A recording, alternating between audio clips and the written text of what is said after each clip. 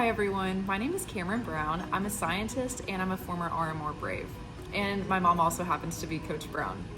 Today I want to tell you guys a little bit about how I study cells using microscopes, both in my personal research lab as well as in the microbiology labs that I teach other students here at Clemson University.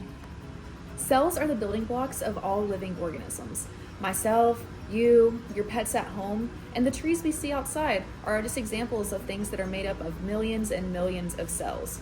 However, individual cells are impossible to see on their own because they're so small. So that's why scientists use instruments like microscopes to be able to look at individual cells. This is a compound light microscope. It's just one of many types of microscopes out there. This microscope is one of the most commonly used amongst the scientific community. Microscopes work by using lenses to bend light that is reflected off an object, creating a magnified image of the object when viewed through the eyepiece. This is a clip of me preparing my microscope for use. I've already prepared the specimen that I want to look at on a microscope slide, and now I'm just focusing my microscope. Now let's take a look at some human blood cells. Each of those little pink circles are their own individual blood cell. Pretty cool, right? Now let's look at some cells from a human spleen. Many of the students I teach want to become nurses and doctors one day, so it's important that they know how to use microscopes to look at cells. Not only do light compound microscopes give us the ability to look at human cells, but we can also look at bacteria and other microorganisms. These next few clips show us some bacteria that can sometimes be found in humans. This first one is called E. coli. Most of the time it's harmless, but some bad strains can give you food poisoning. This next one is called Micrococcus luteus, and it can sometimes be found living on your skin.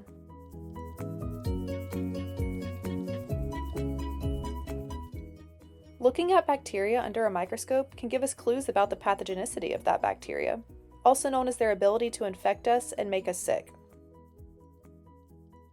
You may have noticed that all of the cells we've looked at so far were either purple or pink. Sadly, they don't naturally look that pretty. Cells are naturally uncolored, so in order to see them using a light microscope, we must first dye them a solid color like purple or pink. When we dye the cells, this causes them to no longer be alive. Sometimes it's necessary to look at cells when they're still alive, and therefore not dyed beforehand. To view these types of specimens, we can use a different type of microscope called a phase contrast microscope, which is what you see here in this clip. This is a video that I took of some E. coli bacteria under a phase microscope. They are very much alive and quite mobile. So far in this video, I've talked about microscopes and specimens that I teach other students about here at Clemson University. Now I want to tell you guys a little bit about my personal research with heart cells and how I use microscopes to make an impact in the field of cardiovascular toxicology. My research involves cardiomyocytes. Now, there are many types of cells that make up our heart, but cardiomyocytes are the most important because they're the ones that allow our hearts to beat. I currently research how drugs, medications, and environmental toxins affect the function of cardiomyocytes.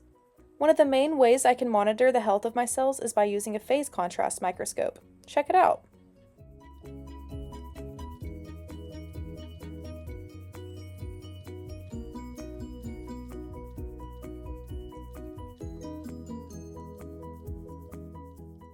Another way that I monitor the health of my cells is through the use of confocal and transmission electron microscopy.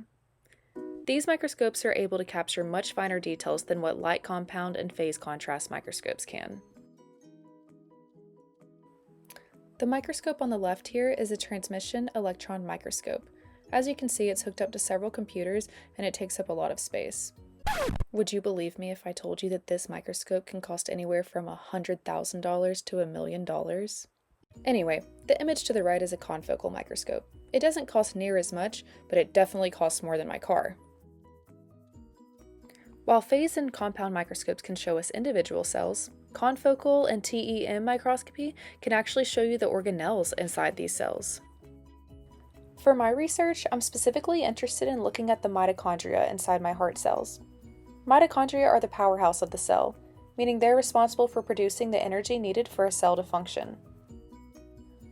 These are some examples of images of mitochondrial networks and cardiomyocytes that have been captured with confocal or TEM microscopy. Damaged or small mitochondria can indicate that my heart cells are unhealthy, and this type of information helps me draw conclusions about the cardiovascular toxicity of certain drugs, medications, and environmental pollutants. Thank you all so much for watching, and I hope you enjoyed learning about what I do as a scientist.